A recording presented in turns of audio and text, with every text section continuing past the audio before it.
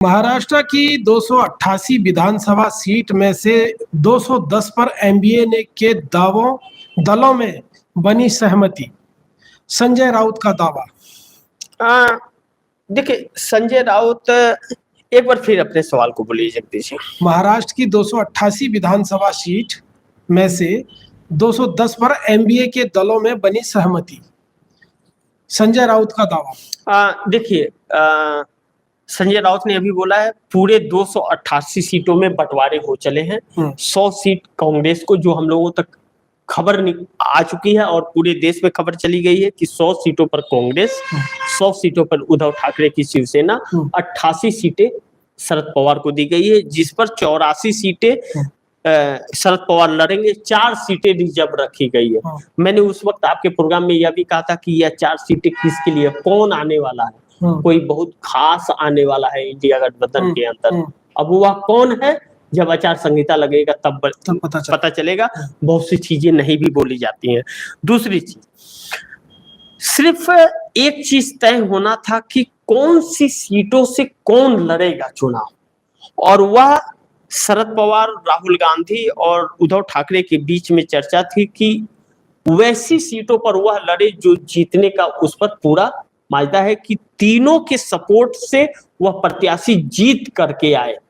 इस तरह के आकलन किए जा रहे हैं, सर्वे किए जा रहे हैं, बहुत कुछ किए जा रहे हैं। उसी सर्वे में यह आया था कि 150 से 200 सीटों तक पहुंच सकती है।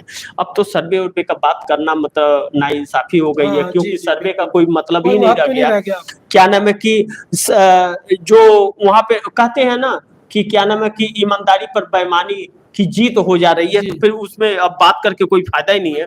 लेकिन एज इंडिया गठबंधन को यह कह सकते हैं कि एज इंडिया गठबंधन को था।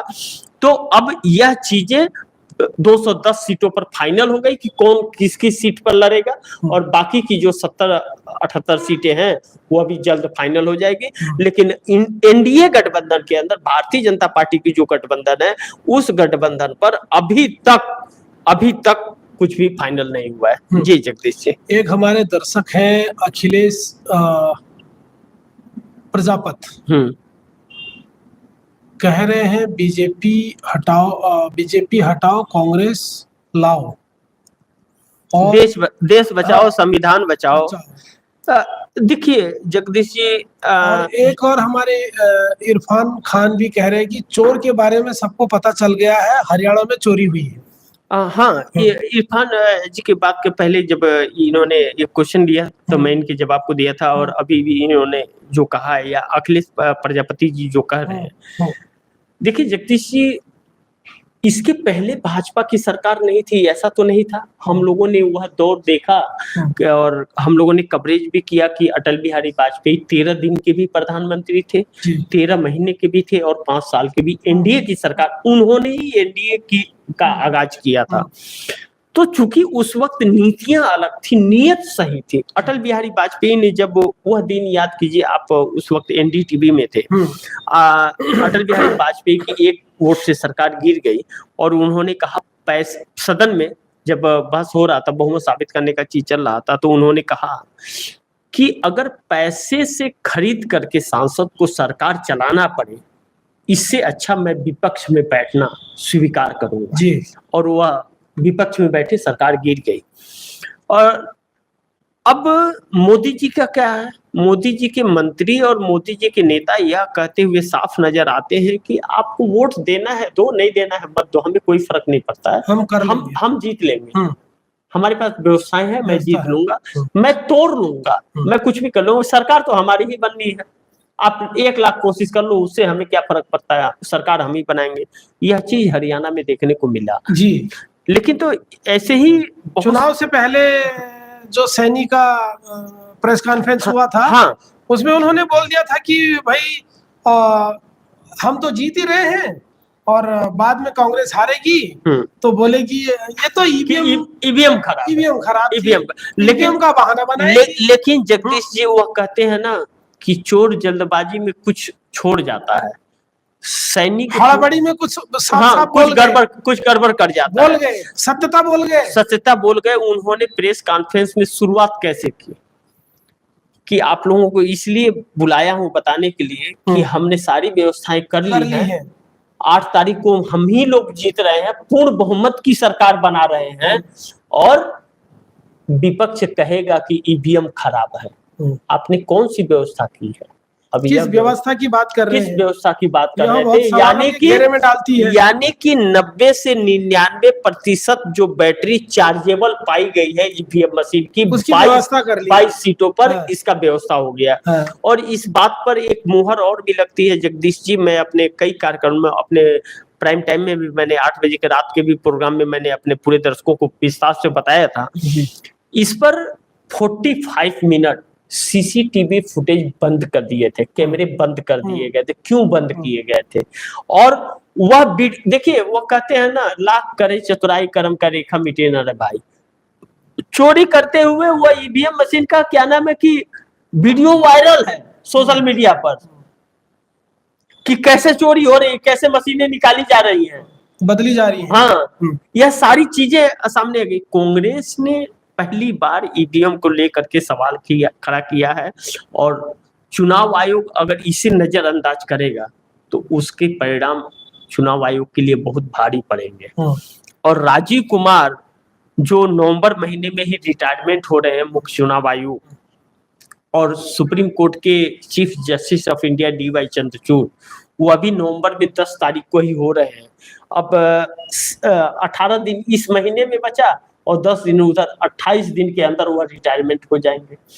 अब यह चीज कांग्रेस सुप्रीम कोर्ट में उन्हीं के अदालत में लेकर के जाने वाली है और इसे फास्ट ट्रैक के रूप में इसको सुनने के लिए वहां पे दरखास्त करेगी सुप्रीम कोर्ट की CGI से।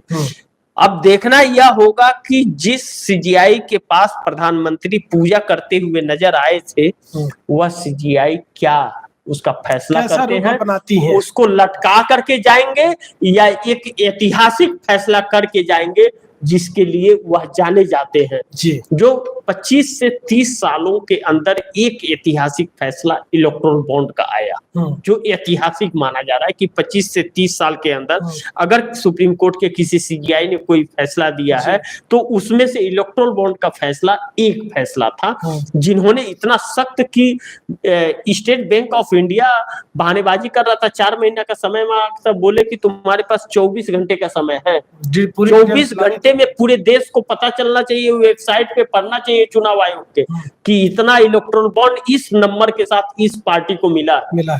जो 4 महीना का समय मांग रहे थे वह 24 घंटे में देने पर बाध्य हो गए। हाँ, तो वह टाल मटोल किया जा रहा था। तो उस CGI के पास में जब यह केस जाने की जो फॉर्मेलिटियां हैं डॉक्यूमेंट के, वह सारे पूरे किए जा रहे हैं और मुझे लगता है कि मंडे तक यह लोग सुप्रीम कोर्ट पहुंच जाएंगे। अब यह लोग भी इस मुद्दे को छोड़ने को तैयार नहीं है। और दूसरी चीज जगदीश जी की इंडिया गठबंधन पूरा इनके साथ हो गया। अब यह लोग सोच लिए हैं कि चुनाव आयुक्त की नियुक्ति और CGI के आखिरी समय का जो वो है समय है जो उनको रिटायरमेंट हो रहा है, उसके पहले नरेंद्र मोदी को कुर्सी से उतारना है और महाराष्ट्र चुनाव नरेंद्र मोदी के नेतृत्व में नहीं होना चाहिए। अगर यह चीज है और इसके लिए नीतीश कुमार को अगर ऑफर दिया गया है कि आपको PM बनाएंगे, 12 सीट वाले को PM बनाने के लिए अगर 99 सीट वाला सोच रहा है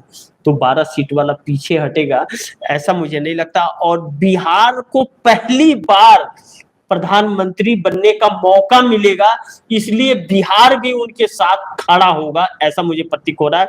और इन 2 गुजराती को हटाने के लिए बिहार एकजुट होगा, यह मुझे भी प्रतीक हो रहा है। अब बाकी तो इन नेताओं को, नीतीश कुमार का तो गारंटी नीतीश कुमार नहीं दे सकते कि वह कब क्या करेंगे, लेकिन हम लोगों को जैसे लग रहा है जैसे नीतीश कुमार की लालसा है कि नीतीश कुमार आखिरी क्षण में अगर PM का मौका मिल रहा है तो वह मौका नहीं गंवाएंगे और PM अगर बनेंगे, वह उनकी पार्टी सत्ता में रहेगी तो वह राज्यों में भी और अपने पैर पसार सकते हैं। जी जगदीश जी।